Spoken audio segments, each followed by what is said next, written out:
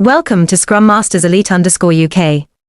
Subscribe to the channel to explore an inspiring sports journey and learn from the unsung heroes. After 2 consecutive losses in the Six Nations Championship, England's head coach, Steve Borthwick, admitted that the player was very close to being selected for the team. The phrase, very close, sparked a lot of thoughts in me. In elite sports, very close can sometimes be the fragile distance between glory and obscurity, between recognition and doubt. And I wonder, when standing at that threshold, what keeps a young player from collapsing? On Saturday, he was allowed to leave the training camp to play for his club to regain match fitness before returning to England's squad on Tuesday for the upcoming match against Italy in Rome.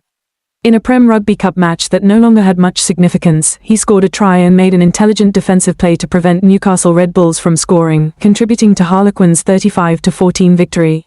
For me, what matters isn't just the 35-14 score, but how he responded to the situation. This wasn't a game with the high intensity of the Six Nations. But sometimes, it's the meaningless games that really test true professionalism.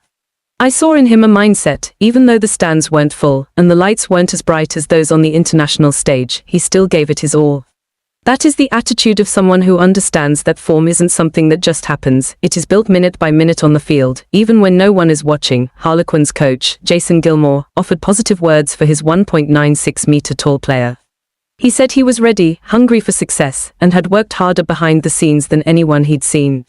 I was particularly impressed by this detail. In rugby, or any sport really, people often only see the collisions, tackles, and sprints.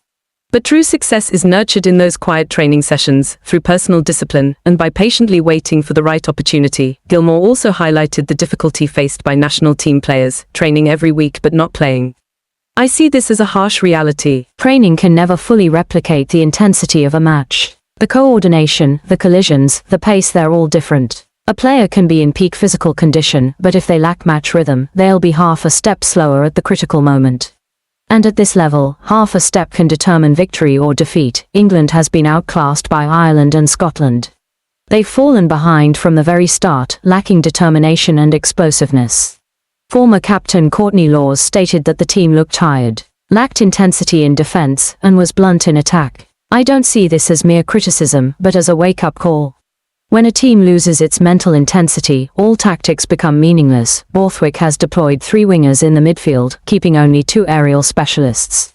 These tactical adjustments show he is seeking balance. There have even been proposals to move Ollie Chesham to the left-back position and bring Alex Coles into the centre. In this context, Chandler Cunningham-South, the player in question, has become a viable option for the 23-man squad. He's played as a starting number 6 and number 8 for the national team.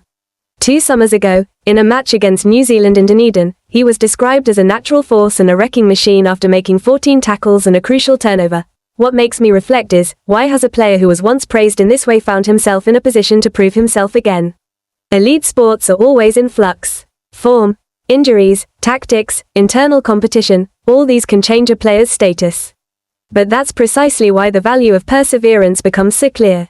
I've learned a big lesson. In life, there are times when we're put on the bench. We can try, we can be ready, but the opportunity hasn't come yet.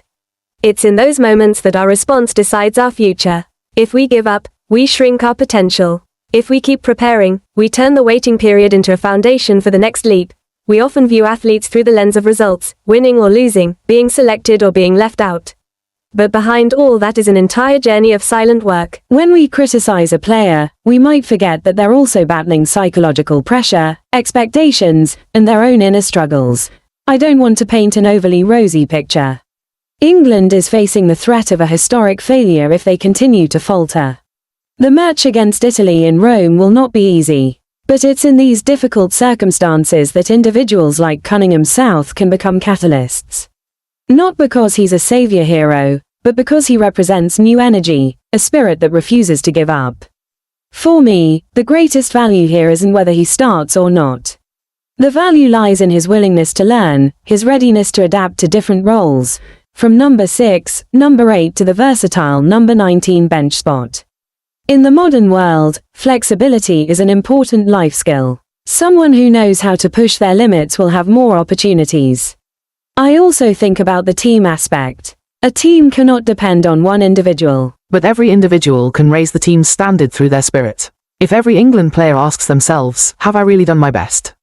Perhaps the whole team's energy would be different. Success is not a straight line.